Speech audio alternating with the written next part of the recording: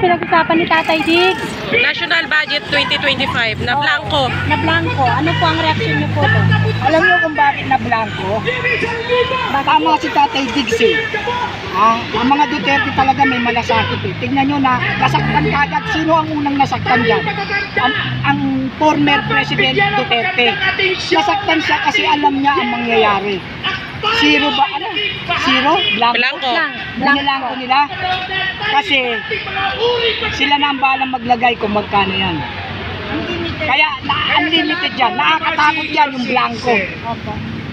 Dalawa ang pwedeng maging meaning yan eh. Blanco as is blanco. Or sila na ang balang maglagay ng figure kung anong amount. Nakakatakot din. Pag blanco naman, nakakatakot din. Kasi walang budget pagka blanco. Pero ang mabigat dyan, sila ang maglalagay niyan.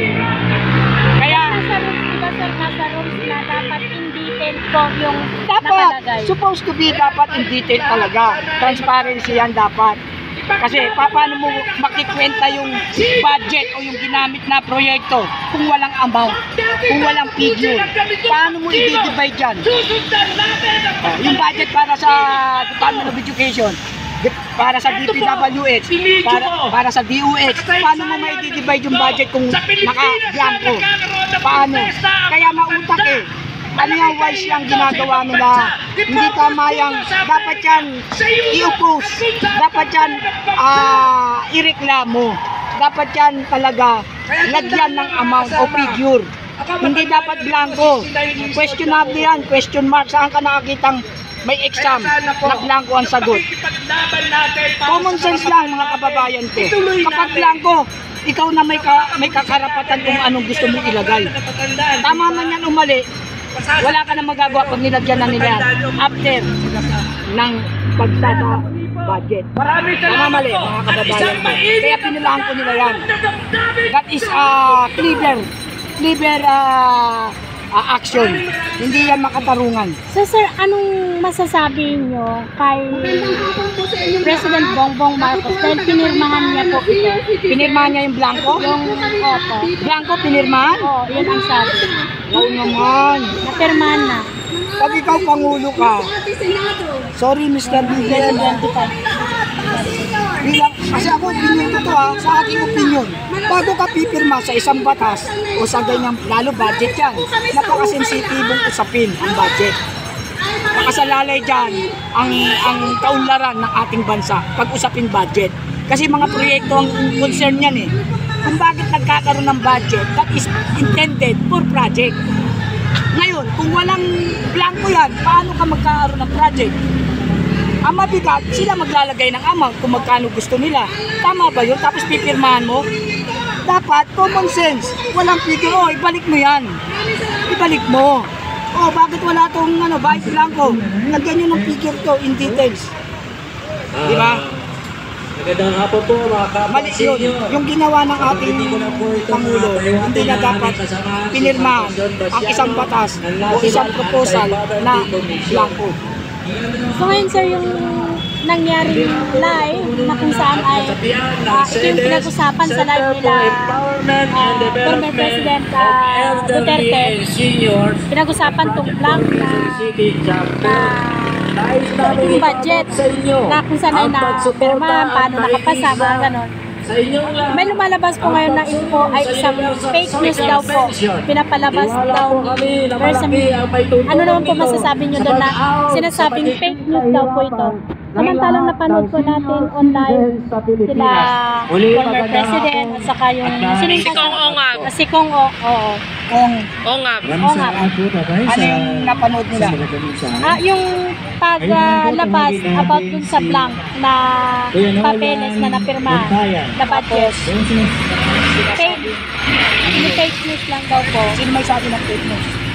Pinapalabas ni Secretaria Bersamen na fake news si PRRD sa paglantad na blanco ang national budget na pinirmahan ni President BBM. Ang masasabi ko yan, lamang dyan, based on my opinion again.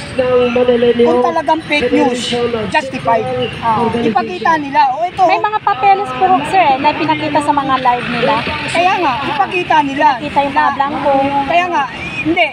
Yun ang nagpakita, sila Pangulong, si former President Duterte. Si Kong Ongab. Di ba? True Siya ang Kong Ongab. nagpakita na blanco. Kasi Ngayon, inisa-isa nila yung oo papel, nga. sir eh. Oo nga. Pinakita na nila former President Duterte na blanco yung budget na pinirmahan. Pero ilang ipinakita. Live, true live. Live. Okay. Ngayon ang tanong, sabi naman ng kampo ni Secretary Bersamin, ni BBM, ay it's a fake news. Ito lang yan. Kung totoong fake news, ipakita nyo yung papel na may amount, na may figure, na merong details. Kasi nagpakita ang former president ng blanco. Tama, mali. Nagpakita. Kasi yung parang yung anong tawag doon? Nag-ask sila ng doon kay former president, doon nila pinakita. Kaya sabi ni Tatay Digong, yung parang ang reaction naman niya ay hindi pwede kasi kailangan nakadetail yun. Detalyado dapat. Dapat detalyado. Hindi nga. Sabi nila naman ng kabila, di ba, fake news. O di pakita nila na merong figure. Yun. Ibig ko sabihin, ebidensya sa ebidensya. Hindi fabricated. Evidence. Kasi naipakita ng dating former President Duterte na blanco ang papel. Ngayon, sinasabi naman ni Secretary Bersamin na fake news. Ngayon, kung fake news, ipakita nyo naman yung papel na may details. Yun lang yun eh. Para ma-clear. O ito, former President Duterte. Bakit blanco yung pinapakita mo? Ito, may details. Yun lang yun. Wala nang ibang pagtatalo na hindi ako against sa gobyerno ha. Ako nagpapahayag lang ayon doon sa katanungan. Ipinapaliwanag ko based on my opinion. Kasi kung ako magsasabi ng fake news yung sinasabi ng former President Duterte na blanco nga at pinakita ang ebidensya na nakablanco, di papakita rin ako ng may details. O ayaw na may details kahit blanco yan. Usapan na nila yun. Huwag yung dituin ang mga mamamayang Pilipino. Kawawa naman po ang bayan at mamamayan. Huwag na masyadong namumulitika. Sa amin ng mga Nagmamalasakit lang ang former president natin na hindi dapat blanco. Kasi nga, ang budget, tandaan natin lahat ito mga kababayan ko. Ang budget is intended for project, hindi intended for the pocket. Ayun. Kaya kailangan may details para may accountability and transparency. Yan dapat na patas na yung FOI na yan eh. Yung Freedom of Information para magkaroon tayo ng total accountability and transparency sa bawat budget na nire-release. Sila lang nakakaalam, kawawa ang bayan at mamayan. May FOI pala, no? May FOI. Dapat Sino nagsulat yan, sir? Dapat implement yan. Alam ko nga yan, approve na yan o i-approvean pero nakabinbin pa rin. Dapat yan, ibatas na yan. Implement na yan. Na iti-details nila talaga kung magkano ang budget ng DOH, magkano ang budget ng DPWH, magkano ang budget ng Department of Education. Tapos, magkano ang nagastos sa project ng DOH, ng Department of Education. Lahat yun dapat naka-accountability, naka-statement, naka-liquidation, kung magkano nagamit. Kung may refund, may sobra, back to Department Budget Department. Kung babalik yan pag may sobra. Ang problema, nangungulang pa, pero wala namang project.